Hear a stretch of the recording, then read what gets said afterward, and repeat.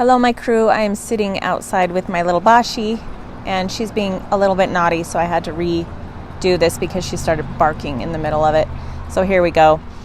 As scary and as sad as these times are, please remember that you chose to come here to help shift the planet into the fifth dimension. That means a higher perspective on what we are now seeing in the third dimensional realm.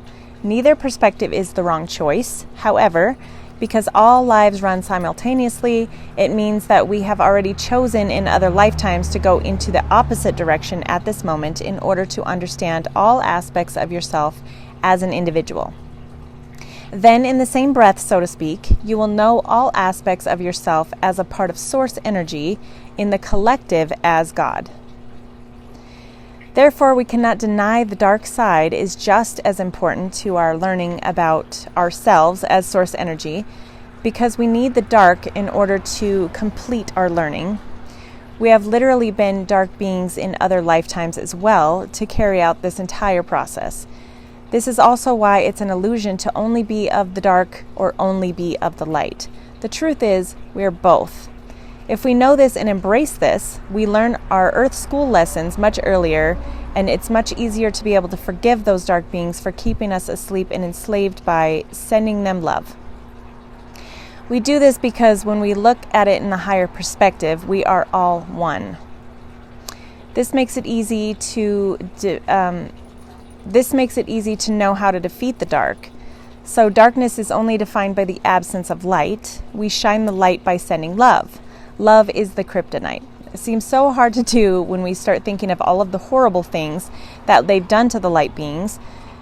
But when you bring in the fifth dimensional perspective into that, the dark is showing us ourselves running a computer program, i.e. the Matrix.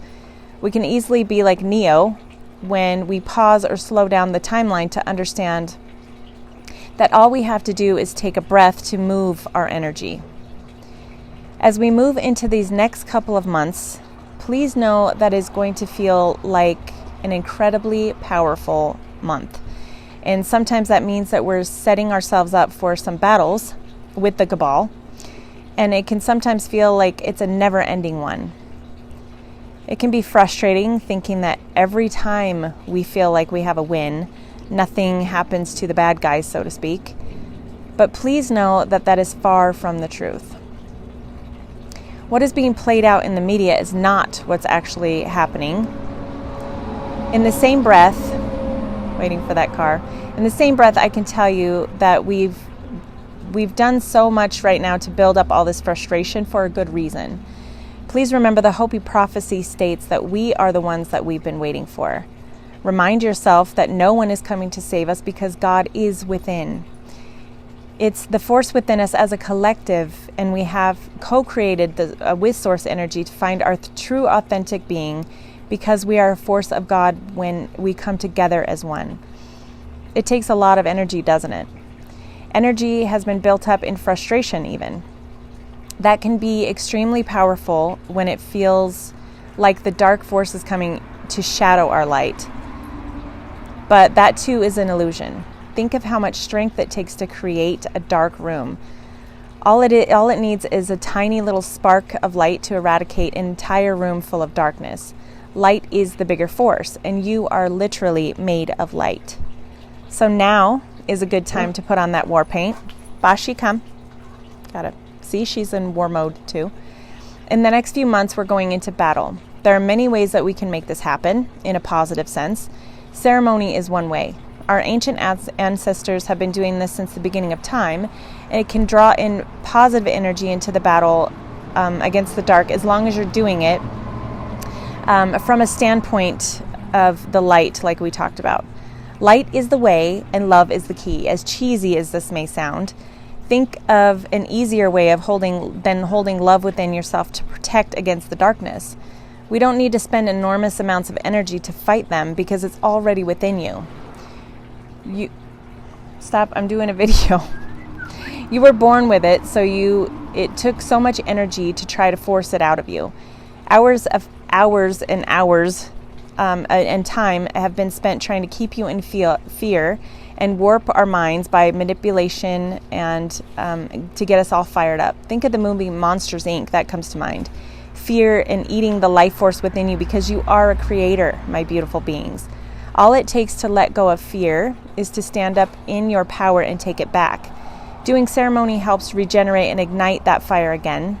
And if that's so, then do it for you. But do it of a standpoint of love and stand in your power. Remember who you are and what you came to do. You're waking up to remember that you came here to shine the light and anchor it into Gaia. She needed your help and you heard the call. Take that power back. Find your tribe and use your laughter to create ceremony. When I was a little girl, I remember making potions out of water and leaves and berries and flour, and the world and all the drama would just be left behind, and we would sing and dance through the trees, and all of the world's problems would just go away. You can still do that. Why not? Be childlike and create those high vibrations. Tonight is a new moon and energy is already high. Be very careful where you put your attention and focus.